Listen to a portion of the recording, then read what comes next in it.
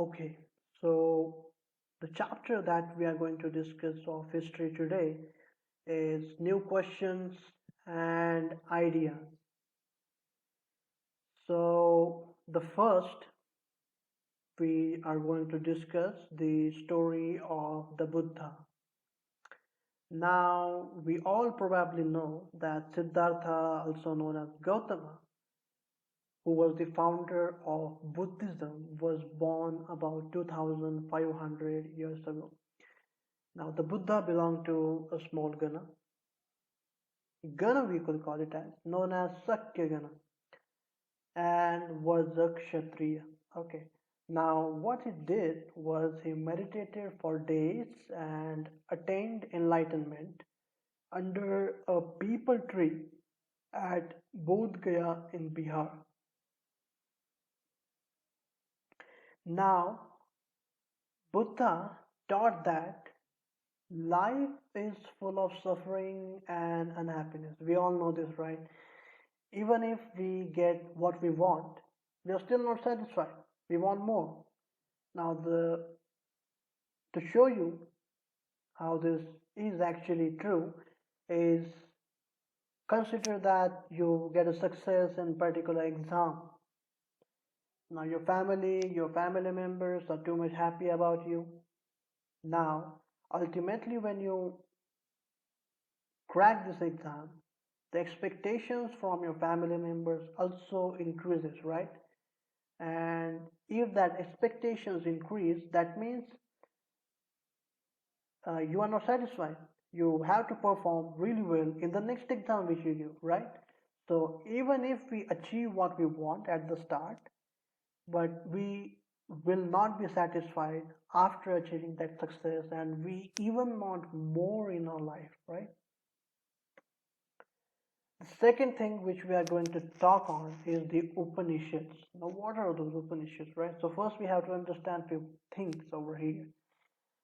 With the expansion of trade that was going around 600 BC, people people had less time for performance of rituals, their religious things, and focused on the right belief. Now, some of them wanted to know about life after death. What would happen to your life after you die? Others wanted to know why sacrifices should be performed. What are their importance in their life? Many of their ideas were recorded in the Upanishads, okay, which means approaching and sitting near. That means you have to approach to some problems, you have to sit down near, you have to understand, and you then have to regain the enlightenment in you, okay. Now, the Upanishads focused on the fact that the knowledge of Atma, self, should be acquired and related to the Paramatma, which is, which is, hold on your breath, is the ultimate reality of your life. That means all of the things which you do is been said in Upanishads that you ultimately have to achieve ultimate reality, which is related to the Paramatma. Okay. Now, the third thing which we are going to talk on is about the Jainism. Now, we all know, right? Vardhaman Mahavir was the founder of Jainism, and he was the last and the 24th Tirthankar of the Jainism. Now, he left his palace at the age of the 30. Okay, I'm going to tell you the story about him. Okay, now he left his palace at the age of 30 and attained enlightenment after meditating for 12 years. He meditated for 12 years and attained enlightenment. Now, the doctrines of the Jainism are following. First is not to endure life. The second one is to not to speak lie. The third thing, not to steal. Fourth thing, not to possess property. And the fourth thing, to vow chastity. Okay? So, repeat with me once again. Doctrine of Jainism are not to injure life, not to speak lie, not to steal, not to possess property, and to vow chastity. Okay, now, now how to achieve this, right? We know the doctrines of the Jainism, but how to achieve this? Now, Vardhaman Mahavir said that this could be achieved through right faith, right knowledge, and right action. That means you have to first, you must have faith in whatever you are doing. After having the faith, you must gain knowledge that are going around, that are available around your surrounding. And by gaining that knowledge, you have to perform the right set of the actions to achieve doctrines of Jainism. Okay, so now the last part of this chapter is the sangha. Now the sangha, we all know that what is meant by sangha. Sangha means association of those who left their homes to gain true knowledge.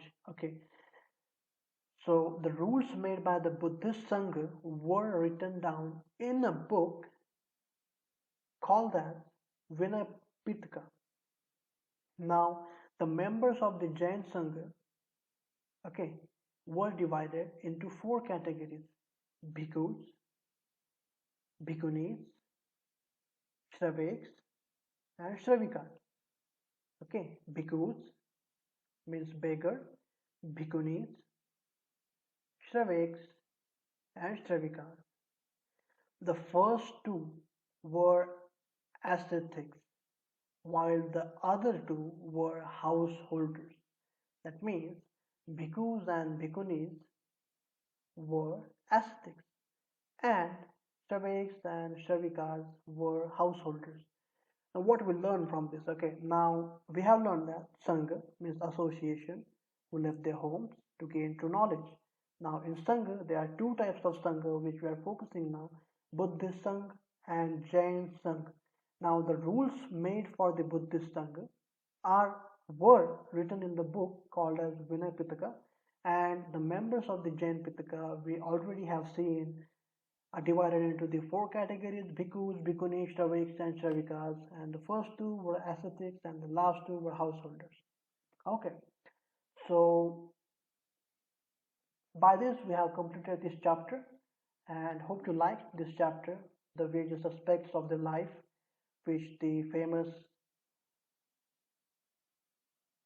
legends have told us about the life and whatever things we are going to face in the life. They are already there happening for us to make us better day by day. So, thank you so much, guys.